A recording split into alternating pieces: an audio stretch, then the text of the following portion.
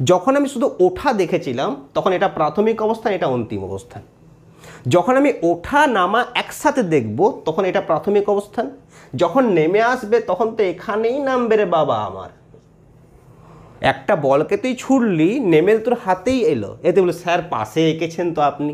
আরে বাবা পাশে এঁকেছি লাইনটাকে আলাদা করে দেখানোর জন্য, নইলে ওটা যে রাস্তায় উঠেছে সেই রাস্তাতেই নামবে। হ্যাঁ, তোকে 90 ডিগ্রি ওপর দিকে ছুটতে হবে কিন্তু। তো 90 ডিগ্রি উপর দিকে ছুটলে এটা উঠবে আবার নামবে, একই বিন্দুতে ফিরে আসবে। এবার বলতো বাবা, একটা বস্তুর প্রাথমিক অবস্থান ও অন্তিম অবস্থান যদি একই হয় তাহলে বস্তুর সরণ কত?